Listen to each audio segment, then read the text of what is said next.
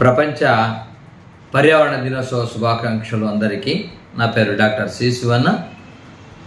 పర్యావరణం అంటూనే మనకు కావాల్సినటువంటివి అటవీ, భూమి, పశుపక్షాదులు, సకల చరాచర ప్రాణులు మొత్తం అన్నింటినీ సమపాళ్ళలో చూసుకున్నప్పుడే పర్యావరణం సాధ్యమవుతుంది. ప్రస్తుతము ఈ ఆధునిక కాలంలో పర్యావరణము అసమతుల్యంలో ఉంది అన్నమాట. కారణము ప్రతి ఒక్కరూ స్వార్థం కోసము పంచభూతాలని హరిస్తూ ఉన్నారు.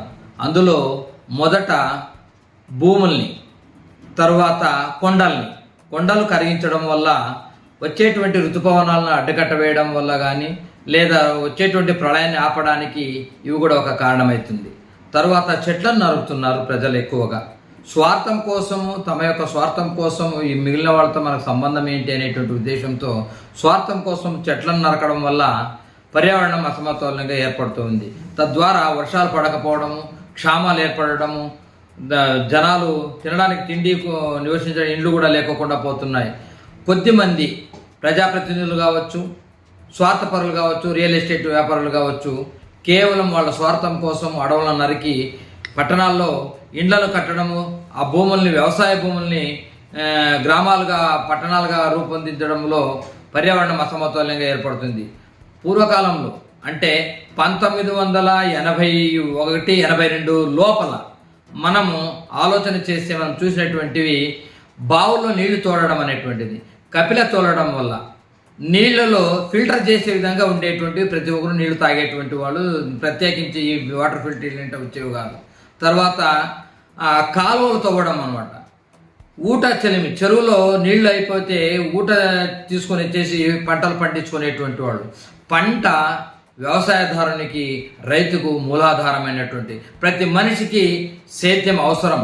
సేద్యం యొక్క ఫలాల వల్లనే పట్టణంలో ఉండేటువంటి కావచ్చు, పల్లెల్లో ఉండేటువంటి వాళ్ళు కావచ్చు, తినడానికి తిండి అవసరం. నేడు రైతు కరువైనాడు. రైతు అనేటువంటి వాడు ఎవరు అనేటువంటి టార్చ్ లైట్ వేసి చూసేటువంటి పద్ధతి ఏర్పడింది. రైతులు సేద్యం చేయడం కారణము వర్షాలు రాకపోవడం అని చెప్తున్నారు. కానీ ఆ వర్షాలు రాకపోవడానికి కారణాలను తమ పనులను తాము చేసుకోకుండా పోవడము, సులభ పద్ధతిలో ధనాన్ని ఆర్జించాలనేటువంటి ఒక పద్ధతిలో పోతున్నటువంటి ఈ నూతన ఆర్థిక పోగడం వల్లనే ఈ అసమతుల్యం ఏర్పడుతూ ఉంటుంది. తద్వారా ఎప్పుడైతే బావులకు తూటలు పెట్టడం వల్ల, లోతుగా దించేయడం వల్ల లోపల ఉండేటువంటి నీళ్ళంతా ఒక్కసారిగా పైకి వచ్చేస్తే తప్పనిసరిగా చెట్లు ఎండిపోయేటువంటి ఉంటుంది. పంటలు పండించలేకపోతున్నారు, నీళ్లు దొరకక కరువు ఏర్పడింది. అందులో ముఖ్యంగా మన అనంతపురం జిల్లాని, మన ఉమ్మడి అనంతపురం జిల్లాని తీసుకుంటే కరువు కాటకాలకు నిలయమంటున్నారు. నిజమే, ఈ నిలమయ్యడానికి కారకులు ఎవరు అని మనం ప్రశ్న వేసుకుంటే నేనైతే చెప్పగలను, పరిపాలన చేసేటువంటి రాజులే అంటాను నేను. ఎవరైనా కావచ్చు, సమతుల్యంగా వాళ్ళు తప్పనిసరిగా ఈ విధంగా చేస్తే, ఒక చెట్టును నరికితే 10 చెట్లు పెట్టాలనేటువంటిది ఒక నియమం పెడితే తప్పనిసరిగా మనం పర్యావరణాన్ని కాపాడిన వాళ్ళం అవుతాము. తర్వాత జంతువుని వేటాడడం చూస్తున్నాం. ఇప్పటికీ కూడా ప్రభుత్వము చట్టాలు తెచ్చినటువంటి వన్యప్రాణులను చంపేటువంటి పద్ధతి చూస్తున్నాం. ఉదాహరణకు అడవి పందులు వేటాడాలని చూస్తున్నారు. రాత్రిపూట వాళ్ళ చేనులకు కంచెలు వేస్తున్నారు, పంట రక్షణ కోసం అనేటువంటి చెప్తున్నారు. ఆ తప్పు చేసినటువంటి, శిక్షించాల్సినటువంటి ప్రజా రక్షకులే వాళ్ళు మన పార్టీ వాళ్ళంటే వెనకేసుకుని వస్తుంటారు. అదొక్కటే కాదు, జింకల్ని చంపుతున్నారు. తద్వారా తర్వాత ఇప్పుడు అంతరించిపోయినటువంటిది తోడేలు అనేటువంటి జంతువుతో అంతమైపోయింది. తర్వాత ఎలుకల్ని చంపడానికి రకరకాలుగా దించేస్తున్నారు. ఎలుకలు ఉండడం వల్ల రైతుకు లాభమే కానీ నష్టము కాదు. కారణం ఏమంటే అవి తన ఆహారాన్ని, దీని ఏమంటే చైన్ బేస్ మెథడ్ మాత్రమే ఉంటుంది. ఒక జీవి పైన ఇంకో జీవి ఆధారపడి జీవిస్తుంటుంది. అవన్నీ సమానంగా ఉన్నప్పుడు మాత్రమే ప్రకృతి సమానమైపోతుంది. ఎప్పుడైతే ఈ ప్రకృతి దీనైతుందో, ఈ పర్యావరణంలో అదొక భాగం అన్నమాట. కేవలము మనం ఉండేటువంటి అతి తొందరలోనే మనము ధనవంతులు కావాలనేటువంటి ఉద్దేశంతో ఇలాంటివన్నీ మనం విస్మరించుకొని పోతూ ఉంటే తప్పనిసరిగా మనము కరువు కాటకాలను ఎదుర్కోవాల్సి వస్తుంది. రాబోతరం అతి ఎక్కువ దూరం, ఒక 10 సంవత్సరాల తొందరలోనే మనం అనంతపురం జిల్లా రాజస్థాన్ మాదిరిగా ఎడారిగా మారిపోవడానికి సిద్ధంగా ఉంది ఉమ్మడి అనంతపురం జిల్లా. దీన్ని కాపాడుకోవాల్సినటువంటి బాధ్యత ఇప్పుడుండేటువంటి ప్రభుత్వ అధికారులపైనే ఆధారపడి ఉంటుంది.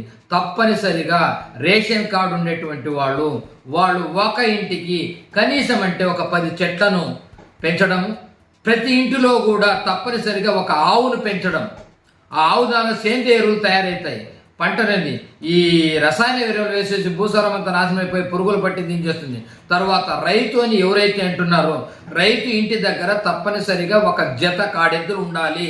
అతడు వ్యవసాయం చేస్తున్నట్టు చేస్తూ ఉంటేనే అతనికి ప్రభుత్వం నుంచి వచ్చేటువంటి పథకాలన్నింటినీ వర్తింపచేసే విధంగా చేస్తే తప్పనిసరిగా మనము ఈ కరువుని మనం ఎదుర్కోవడానికి ఆస్కారం అవుతుందని నేనైతే చెప్పగలను.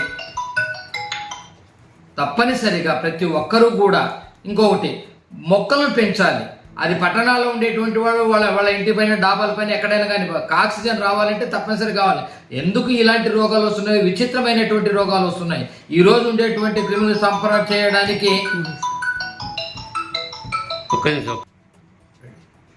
ఈరోజు ఉండేటువంటి ఈ విచిత్రమైనటువంటి రోగాలను మనం ఎదుర్కోవాలని అంటే మొదట మనల్ని మనం సంస్కరించుకుంటూ పోవాలి. మనం వాడేటువంటి ఎరువులు కావచ్చు, మనం తినేటువంటి ఆహారపు అలవాట్లు కావచ్చు, నడిచేటువంటి వేసేటువంటి దుస్తులు కూడా తమ చుట్టూ ఉండేటువంటి జంతువులను కూడా పెంచుకోవాలి. ప్రతి ఇంటికి కూడా తప్పనిసరిగా వాళ్ళ యొక్క రక్షణ కోసం ఒక కుక్కను పెంచుకోవచ్చు, ఒక పిల్లులు పెంచుకోవచ్చు. అంటే దీని ద్వారా వాటి యొక్క ఆధారపడినటువంటి ప్రాణులు మనం పర్యావరణాన్ని రక్షిస్తాయంటే అవి కూడా ఒక భాగం అవుతాయి. ఇంకా నదాలు చూస్తున్నామండి. ఇప్పుడు అంతా ప్రతి ఒక్కరు కూడా ఏ ప్రభుత్వం అన్నారాన్ని వాళ్ళ యొక్క పార్టీ నాయకులు తప్పనిసరిగా పడే దృష్టి ఎక్కడంటే ఇసుక పైన పడుతుంటుంది. ఇసుకను తీయడం వల్ల ఎంత నష్టపోతుంది పర్యావరణం అనేటువంటిది ఆలోచన చేసినటువంటి ఆగత్యము ప్రతి ఒక్క మనిషి పైన ఆధారపడి ఉంటుంది. ఇసుకని మనం ఎంతవరకు కావాలో అంతవరకే చూసుకోవాలో కానీ దాన్ని అమ్ముకొని లాభాలు చేసుకునేటువంటి వాళ్ళని కొండలను కోస్తున్నారు. కొండలు కరిగిపోయిన దిబ్బలు లేవు, ఎర్రమట్టి నేలల్ని కూడా దాన్ని తీసుకొని పోతున్నారు. తద్వారా ఫ్యాక్టరీలు కావటం. ఫ్యాక్టరీలు మనం స్వాగతిస్తున్నాం, కానీ ఎంతవరకు ఉండాలి, మన యొక్క జనాభా ఎంత ఉందో దానికి తగినటువంటి ప్రణాళిక సిద్ధం చేసుకుని ఫ్యాక్టరీని మనం తీసుకోవాలి. ఫ్యాక్టరీ చూసుకుని దాని వచ్చేటువంటి పర్యావరణ వృధా పదార్థాలన్నీ తప్పనిసరిగా ఇంకిపోయేటట్టు చూస్తున్నాం. మనం ఇప్పుడు తాడిపత్రి దగ్గర చూస్తున్నాం. ఆ వంకలోకి రకరకాలైనటువంటి రసాయనాలు అన్నీ వదులుతూనే ఉంటారు. తద్వారా అక్కడ ఉండేటువంటి పరిసరాలన్నీ కూడా నేలలో ఉండేటువంటి సారం అంతా నిర్జీవమైపోతూ ఉంటుంది. దానికి ఒక సైంటిస్టులు అంతా కలిసి ఏ విధంగా చేస్తే బాగుంటుందో ప్రణాళికలు సిద్ధం చేసుకొని చేస్తే తప్పనిసరిగా మనం పర్యావరణం కాపాడిన వాళ్ళం అవుతాం. ఇప్పుడు ఈరోజు మాత్రం ప్రతి ఒక్కరూ సిద్ధమవుతున్నారు. ప్రపంచ పర్యావరణ దినోత్సవం అంటూనే ప్రతి ఒక్కరు మొక్కలు పెట్టాలంటున్నారు. చాలా ధన్యవాదాలు, దాన్ని స్వాగతిస్తున్నాము. మొక్కలు పెట్టడం ముఖ్యం కాదు, దాన్ని పెంచి పెద్ద చేసేటువంటిది ప్రతి ఒక్కరి బాధ్యత అవుతుంది. నేను ఒక పెద్ద ఉద్యోగిని, లేదు నేను ఒక చిన్న కూలి పని చేసేటువంటి వాడిని, లేదు నేను ఒక సామాన్యమైనటువంటి మనిషిని అనుకునేటువంటి వాడు కూడా చెట్లను పెంచి దాన్ని రక్షించాలి. ఎప్పుడైతే కనీసం ఒక 10 ఏళ్ళు లేదా 5 ఏళ్ళ వరకు ఆ మొక్కల్ని పెంచి పెద్ద చేస్తే వటవృక్షమైపోతున్నాయి. ఈ కరువులో ఉండేటువంటి అనంతపురం జిల్లా సస్యశ్యామలంగా అవుతుంది. ఒకడు ఉద్యానవనంగా పేరు పొందినటువంటి అనంతపురం జిల్లా ఇప్పుడు కరువు కాటలు నిలమైందంటే కేవలము ప్రజాప్రతినిధుల యొక్క స్వార్థం కావచ్చు, నేను ఒక్కడే బాగుపడితే చాలు అని అనుకునేటువంటి వ్యక్తుల వల్ల కావచ్చు చెట్లను నాశనమైపోతున్నాయి, వన్యప్రాణులు అంతరించిపోతున్నాయి, జీవజలాలన్నీ నాశనమైపోతున్నాయి. ముఖ్యంగా ఇప్పుడు చాలామంది మత్స్య సంపదని ఒకటి చేస్తున్నారండి. ఆ మత్స్య సంపదను కూడా ఎంతవరకు కావాలో అంతవరకే చూసుకోవాలి, కానీ ఎక్కువగా చేసుకుంటూ దానిలో వాడేటువంటి ఆ చేపలు వేసేటువంటి మందు వల్ల కావచ్చు లేదా ఆహారం వల్ల కూడా దానిని కల్తీ చేస్తున్నారు. ఇప్పుడు ఎక్కడ వెదుకొని పోయి చూస్తున్నామంటే పాలపిట్ట అంటున్నారు, పాలపిట్ట దొరకడం లేదు. ఈ సెల్ ఫోన్ వచ్చినట్టు దానివల్ల 3G నుంచి 4G ఇప్పుడు 5G ఇవన్నీ పెంచుకొని పోవడం ఆ పక్షులన్నీ అంతరించిపోతున్నాయి, చిలుకలు అంతరించిపోతున్నాయి, తర్వాత చెక్కుముక్కి పిట్టలు అంతరించిపోతున్నాయి. మన అనంతపురం జిల్లాలోనే పక్షులు వలస పక్షులు వస్తున్నాయి. ఆ పక్షులు కూడా ఈ మధ్య 2 ఏళ్ల నుంచి చాలా తక్కువగా వస్తున్నాయి. దీనికి కారణము పర్యావరణ భూముల్ని, తర్వాత కొండలు కరిగించడం వల్ల వచ్చేటువంటి ఋతుపవనాలను అడ్డుకట్ట వేయడం వల్ల కానీ లేదా వచ్చేటువంటి ప్రళయాన్ని ఆపడానికి ఇవి కూడా ఒక కారణమవుతుంది. తర్వాత చెట్లను నరుకుతున్నారు ప్రజలు ఎక్కువగా. స్వార్థం కోసము, తమ యొక్క స్వార్థం కోసం ఈ మిగిలిన వాళ్ళతో మనకు సంబంధం ఏంటి అనేటువంటి ఉద్దేశంతో స్వార్థం కోసం చెట్లను నరకడం వల్ల పర్యావరణం అసమతుల్యంగా ఏర్పడుతుంది. తద్వారా వర్షాలు పడకపోవడము, క్షామాలు ఏర్పడము, జనాలు తినడానికి తిండి నివసించే ఇండ్లు కూడా లేకోకుండా పోతున్నాయి. కొద్దిమంది ప్రజాప్రతినిధులు కావచ్చు, స్వార్థపరులు కావచ్చు, రియల్ ఎస్టేట్ వ్యాపారులు కావచ్చు, కేవలం వాళ్ళ స్వార్థం కోసం అడవులను నరికి పట్టణాల్లో ఇండ్లను కట్టడము, ఆ భూముల్ని, వ్యవసాయ భూముల్ని గ్రామాలుగా పట్టణాలుగా రూపొందించడంలో పర్యావరణం అసమతుల్యంగా ఏర్పడుతుంది. పూర్వకాలంలో అంటే 1981-82 లోపల మనము ఆలోచన చేస్తే మనం చూసినటువంటివి బావుల్లో నీళ్లు తోడడం అనేటువంటిది.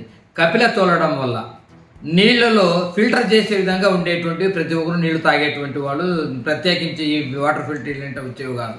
తర్వాత కాలువలు తవ్వడం అనమాట. ఊట చెలిమి, చెరువులో నీళ్లు అయిపోతే ఊట తీసుకొని వచ్చేసి పంటలు పండించుకునేటువంటి వాళ్ళు. పంట వ్యవసాయదారునికి, రైతుకు మూలాధారమైనటువంటి, ప్రతి మనిషికి సేద్యం అవసరం. సేద్యం యొక్క ఫలాల వల్లనే పట్టణంలో ఉండేటువంటి కావచ్చు, పల్లెల్లో ఉండేటువంటి వాళ్ళు కావచ్చు, తినడానికి తిండి అవసరం. నేడు రైతు కరువైనాడు. రైతు అనేటువంటి వాడు ఎవరు అనేటువంటి టార్చ్ లైట్ వేసి చూసేటువంటి పద్ధతి ఏర్పడింది. రైతులు సేద్యం చేయడం కారణం వర్షాలు రాకపోవడం అని చెప్తున్నారు. కానీ ఆ వర్షాలు రాకపోవడానికి కారణాలను తమ పనులను తాము చేసుకోకుండా పోవడము, సులభ పద్ధతిలో ధనాన్ని ఆర్జించాలనేటువంటి ఒక పద్ధతిలో పోతున్నటువంటి ఈ నూతన ఆర్థిక పోగడం వల్లనే ఈ అసమతుల్యం ఏర్పడుతూ ఉంటుంది. తద్వారా ఎప్పుడైతే బావులకు తూటలు పెట్టడం వల్ల, లోతుగా దించేయడం వల్ల లోపల ఉండేటువంటి నీళ్ళంతా ఒక్కసారిగా పైకి వచ్చేస్తే తప్పనిసరిగా చెట్లు ఎండిపోయేటువంటి ఉంటుంది. పంటలు పండించలేకపోతున్నారు, నీళ్లు దొరకక కరువు ఏర్పడింది. అందులో ముఖ్యంగా అనంతపురం జిల్లాని, మనం ఉమ్మడి అనంతపురం జిల్లాని తీసుకుంటే కరువు కాటకాలకు నిలయమంటున్నారు. నిజమే, ఈ నిలమయ్యడానికి కారకులు ఎవరు అని మనం ప్రశ్న వేసుకుంటే నేనైతే చెప్పగలను, పరిపాలన చేసేటువంటి రాజులే అంటాను నేను. ఎవరైనా కావచ్చు, సమతౌల్యంగా వాళ్ళు తప్పనిసరిగా ఈ విధంగా చేస్తే, ఒక చెట్టును నరికితే 10 చెట్లు పెట్టాలనేటువంటిది ఒక నియమం పెడితే తప్పనిసరిగా మనం పర్యావరణాన్ని కాపాడిన వాళ్ళం అవుతాము. తర్వాత జంతువుని వేటాడడం చూస్తున్నాం. ఇప్పటికీ కూడా ప్రభుత్వము చట్టాలు తెచ్చినటువంటి వన్యప్రాణులను చంపేటువంటి పద్ధతి చూస్తున్నాము. ఉదాహరణకు అడవి పందులు వేటాడాలని చూస్తున్నారు. రాత్రిపూట వాళ్ళ చేనులకు కంచెలు వేస్తున్నారు, పంట రక్షణ కోసం అనేటువంటి చెప్తున్నారు. ఆ తప్పు చేసేటువంటి, శిక్షించాల్సినటువంటి ప్రజా రక్షకులే వాళ్ళు మన పార్టీ వాళ్ళంటూ వెనకేసుకుని వస్తుంటారు. అదొక్కటే కాదు, జింకల్ని చంపుతున్నారు. తద్వారా తర్వాత ఇప్పుడు అంతరించిపోయినటువంటిది తోడేలు అనేటువంటి జంతువుతో అంతమైపోయింది. తర్వాత ఎలుకల్ని చంపడానికి రకరకాలుగా దించేస్తున్నారు. ఎలుకలు ఉండడం వల్ల రైతుకు లాభమే కానీ నష్టము కాదు. కారణం ఏమంటే అవి తన ఆహారాన్ని, దీని ఏమంటే చైన్ బేస్ మెథడ్ మాత్రమే ఉంటుంది. ఒక జీవి పైన ఇంకో జీవి ఆధారపడి జీవిస్తుంటుంది. అవన్నీ సమానంగా ఉన్నప్పుడు మాత్రమే ప్రకృతి సమానమైపోతుంది. ఎప్పుడైతే ఈ ప్రకృతి దీనైతుందో, ఈ పర్యావరణంలో అదొక భాగం అన్నమాట. కేవలము మనం ఉండేటువంటి అతి తొందరలోనే మనము ధనవంతులు కావాలనేటువంటి ఉద్దేశంతో ఇలాంటివన్నీ మనం విస్మరించుకొని పోతూ ఉంటే తప్పనిసరిగా మనము కరువు కాటకాలను ఎదుర్కోవాల్సి ఉంది. రాబోతరం అతి ఎక్కువ దూరం, ఒక 10 సంవత్సరాల తొందరలోనే మనం అనంతపురం జిల్లా రాజస్థాన్ మాదిరిగా ఎడారిగా మారిపోవడానికి సిద్ధంగా ఉంది ఉమ్మడి అనంతపురం జిల్లా. దీన్ని కాపాడుకోవాల్సినటువంటి బాధ్యత ఇప్పుడుండేటువంటి ప్రభుత్వ అధికారులపైనే ఆధారపడి ఉంటుంది. తప్పనిసరిగా రేషన్ కార్డు ఉండేటువంటి వాళ్ళు ఒక ఇంటికి కనీసం అంటే ఒక 10 చెట్లను పెంచడం, ప్రతి ఇంటిలో కూడా తప్పనిసరిగా ఒక ఆవును పెంచడం. ఆ ఆవు దాని సేంద్రియ ఎరువులు తయారవుతాయి. పంటనేది ఈ రసాయన ఎరువులు వేసేసి భూసారం అంతా నాశనం అయిపోయి పురుగులు పట్టి దించేస్తుంది. తర్వాత రైతు అని ఎవరైతే అంటున్నారో, రైతు ఇంటి దగ్గర తప్పనిసరిగా ఒక జత కాడెద్దులు ఉండాలి. అతడు వ్యవసాయం చేస్తున్నట్టు చేస్తూ ఉంటేనే అతనికి ప్రభుత్వం నుంచి వచ్చేటువంటి పథకాలన్నింటినీ వర్తింపచేసే విధంగా చేస్తే తప్పనిసరిగా మనము ఈ కరువుని మనం ఎదుర్కోవడానికి ఆస్కారం అవుతుందని నేనైతే చెప్పగలను.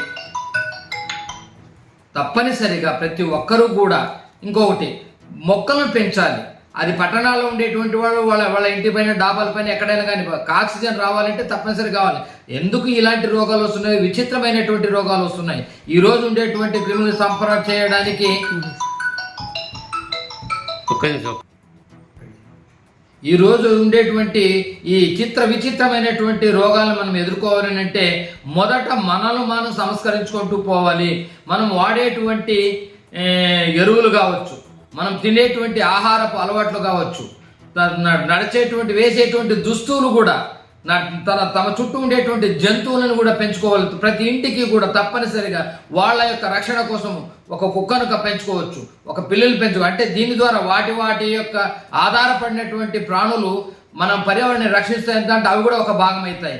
ఇంకా నదాలు చూస్తున్నామండి. ఇప్పుడు అంతా ప్రతి ఒక్కరు కూడా ఏ ప్రభుత్వం అన్నారాన్ని వాళ్ళ యొక్క పార్టీ నాయకులు తప్పనిసరిగా పడే దృష్టి ఎక్కడంటే ఇసుక పైన పడుతుంటుంది. ఇసుకను తీయడం వల్ల ఎంత నష్టపోతుంది పర్యావరణం అనేటువంటిది ఆలోచన చేసినటువంటి ఆగత్యము ప్రతి ఒక్క మనిషి పైన ఆధారపడి ఉంటుంది.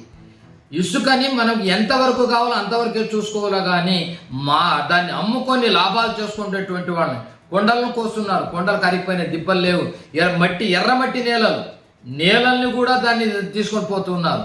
తద్వారా ఫ్యాక్టరీలు కావటం, ఫ్యాక్టరీలు మనం స్వాగతిస్తున్నాం. కానీ ఎంతవరకు ఉండాలి, మన యొక్క జనాభా ఎంత ఉందో దానికి తగినటువంటి ప్రణాళిక సిద్ధం చేసుకుని ఫ్యాక్టరీని మనం తీసుకోవాలి. ఫ్యాక్టరీ చూసుకుని దానికి వచ్చేటువంటి పర్యావరణ వృధా పదార్థాలన్నీ తప్పనిసరిగా ఇంకిపోయేటట్టు చూస్తున్నాం. మనం ఇప్పుడు తాడిపత్రి దగ్గర చూస్తున్నాం. ఆ వంకలోకి రకరకాలైనటువంటి రసాయనాలు అన్నీ వదులుతూనే ఉంటారు. తద్వారా ఉండేటువంటి పరిసరాలన్నీ కూడా నేలలో ఉండే సారం అంతా నిర్జీవమైపోతూ ఉంటుంది. దానికి ఒక సైంటిస్టులు వీళ్ళంతా కలిసి ఏ విధంగా చేస్తే బాగుంటుందో ప్రణాళికలు సిద్ధం చేసుకొని చేస్తే తప్పనిసరిగా మనం పర్యావరణం కాపాడిన వాళ్ళం అవుతాం. ఇప్పుడు ఈ రోజు మాత్రం ప్రతి ఒక్కరూ సిద్ధమవుతున్నారు. ప్రపంచ పర్యావరణ దినోత్సవం అంటూనే ప్రతి ఒక్కరు మొక్కలు పెట్టాలంటున్నారు. చాలా ధన్యవాదాలు, దాన్ని స్వాగతిస్తున్నాము. మొక్కలు పెట్టడం ముఖ్యం కాదు, దాన్ని పెంచి పెద్ద చేసేటువంటిది ప్రతి ఒక్కరి బాధ్యత పడుతుంది. నేను ఒక పెద్ద ఉద్యోగిని, లేదు నేను ఒక చిన్న కూలి పని చేసేటువంటి వాడిని, లేదు నేను ఒక సామాన్యమైనటువంటి మనిషిని అనుకునేటువంటి వాడు కూడా చెట్లను పెంచి దాన్ని రక్షించాలి. ఎప్పుడైతే కనీసం ఒక 10 ఏళ్ళు లేదా 5 ఏళ్ళ వరకు ఆ మొక్కల్ని పెంచి పెద్ద చేస్తే వటవృక్షమైపోతున్నాయి. ఈ కరువులో ఉండేటువంటి అనంతపురం జిల్లా సస్యశ్యామలంగా అవుతుంది. ఒకడు ఉద్యానవనంగా పేరు పొందినటువంటి అనంతపురం జిల్లా ఇప్పుడు కరువు కాటలు నిలబడిందంటే కేవలము ప్రజాప్రతినిధుల యొక్క స్వార్థం కావచ్చు, నేను ఒక్కడే బాగుపడితే చాలు అని అనుకునేటువంటి వ్యక్తుల వల్ల కావచ్చు. చెట్లను నాశనమైపోతున్నాయి, వన్యప్రాణులు అంతరించిపోతున్నాయి, జీవజలాలన్నీ నాశనమైపోతున్నాయి. ముఖ్యంగా ఇప్పుడు చాలామంది మత్స్య సంపదని ఇప్పుడు తెస్తున్నారండి. ఆ మత్స్య సంపదను కూడా ఎంతవరకు కావాలో అంతవరకే చూసుకోవాలి, కానీ ఎక్కువగా చేసుకుంటూ దానిలో వాడేటువంటి ఆ చేపలు వేసేటువంటి మందు వల్ల కావచ్చు, లేదా ఆహారం వల్ల కూడా దాన్ని కల్తీ చేస్తున్నారు. ఇప్పుడు ఎక్కడ వెదుకొని పోయి చూస్తున్నామంటే పాలపిట్ట అంటున్నారు, పాలపిట్ట దొరకడం లేదు. ఈ సెల్ ఫోన్ వచ్చినట్టు దానివల్ల 3G నుంచి 4G ఇప్పుడు 5G ఇవన్నీ పెంచుకొని పోవడం ఆ పక్షులన్నీ అంతరించిపోతున్నాయి, చిలుకలు అంతరించిపోతున్నాయి, తర్వాత చెక్కుముక్కి పిట్టలు అంతరించిపోతున్నాయి. మన అనంతపురం జిల్లాలో వలస పక్షులు వస్తున్నాయి. ఆ పక్షులు కూడా ఈ మధ్య 2 ఏళ్ల నుంచి తక్కువగా వస్తున్నాయి. దీనికి కారణించుకోవాల్సినటువంటి బాధ్యత ప్రతి పౌరుని పైన ఉంది, ముఖ్యంగా ప్రభుత్వ అధికారుల పైన ఉంది. తప్పనిసరిగా రేషన్ కార్డు ఉండేటువంటి వాళ్ళందరికీ కూడా ప్రభుత్వం చేయాల్సినటువంటి కఠినమైన నిర్ణయం ఏమంటే ఒక రేషన్ కార్డుకి 5 చెట్లు అని ఒక నియమం పెట్టేసి దాన్ని పెంచి పెద్ద చేసేసి, ఎప్పుడైతే ప్రభుత్వోద్యోగులు ఇప్పుడు ఈ విధంగా వాట్సాప్లో పెట్టేసి ఇది మేము చేస్తున్నామని చూపిస్తున్నారో అలా ప్రతి ఇంటి వాళ్ళకు అనుకూలమైనటువంటి ప్రదేశాలు, పట్టణం ఉండవచ్చు, మాకు ఇల్లు లేదు మనం పెట్టుకొని ఉండొచ్చు, కానీ ఇంటి పైన కూడా కొన్ని మొక్కలు పెంచే దాన్ని కూడా వాట్సాప్లో పెట్టేసి వన సంరక్షణ అధికారికి తెలియజేస్తే దానిని రక్షించి ఇంకొకటి మనం మర్చిపోతున్నాం. కొద్దిమంది వన సంరక్షణాధికారులు వాళ్ళ స్వార్థం కోసము ఎర్రచందనం కావచ్చు లేదా టేకు కావచ్చు ఇలాంటి చెట్లను ఫారెస్ట్లో నరికి వాళ్ళే అమ్మి ప్రజలపైన అమాయకులపైన నెట్టేస్తున్నారు. దీనిని కాపాడుకోవాల్సిన బాధ్యత ప్రతి పౌరుని పైన ఉంది. ఎవరైతే చేస్తున్నారో అతని పట్టి ప్రభుత్వాన్ని మనకు అప్పగించేయాలి. అలా చేస్తే మన సంపదని మనం కాపాడుకున్న వాళ్ళం అవుతాము. మనం చెట్లను చేస్తున్నాం. ముఖ్యంగా ఇప్పటికీ కూడా నీళ్లను బోర్లు వేసే పద్ధతిని తగ్గించాలి.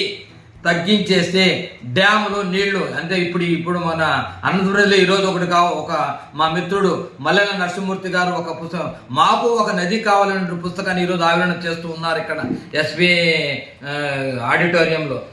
ఎందుకు మన అనంతపురం జిల్లాలోకి మాకు ఒక నది కావాలనేటువంటి దానికి నది కావాలంటే తప్పనిసరిగా కర్ణాటక ప్రాంతం తుంగభద్ర నది మనకు పరివాహక ప్రాంతంగా ఉంది. దానిని కొద్ది కాలువ మళ్ళించేసి నీళ్లు మళ్ళించుకుంటే ఉండేటువంటి పెన్నా నదిని, చిత్రావతి నదిని, పెన్నేరు వీటన్నిటిని మనం రక్షించుకుంటే తప్పనిసరిగా మనము మన ఈ క్షామం నుంచి బయటపడడానికి ఆస్కారం అవుతుంది. రాబో 10 ఏళ్లలో రాబోయిన తరువాత ఇలాగే ఉంటే తప్పనిసరిగా ఎడారిగా మారే అవకాశం ఉంది.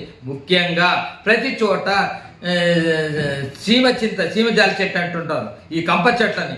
దీనిని ప్రభుత్వమే బాధ్యతగా తీసుకొని ఎక్కడ చిక్తే అక్కడ అది సర్వనాశనం చేసి కూకటి వెళ్తూ పెకిలింపజేస్తూ రేషన్ కార్డు ఉండేటువంటి వాళ్ళ పొలాల్లో, వాళ్ళ గట్టలో, వాళ్ళు పోయేటువంటి దారులలో ఆ కంప చెట్లను ఆ చిన్న మొక్కలతోనే పెరిగి పారేస్తూ ఉంటే ఆ మహమ్మారిని దూరం చేస్తే మనము ఈ కరువు నుంచి బయటపడడానికి ఆస్కారం ఉంటుంది. కాబట్టి తప్పనిసరిగా ప్రతి ఒక్కరూ కూడా చెట్లను పెంచాలి, జంతుజాలాన్ని రక్షించాలి, ప్రతి ప్రాణిని గౌరవించాలి, ప్రతి ప్రాణిని కూడా మనము మన మనిషితో సమానమని. ఈ అవకాశం ఇచ్చినటువంటి K5 టీవీ యాజమాన్యానికి నా హృదయపూర్వక ధన్యవాదాలు తెలియజేస్తూ విరమిస్తున్నాను.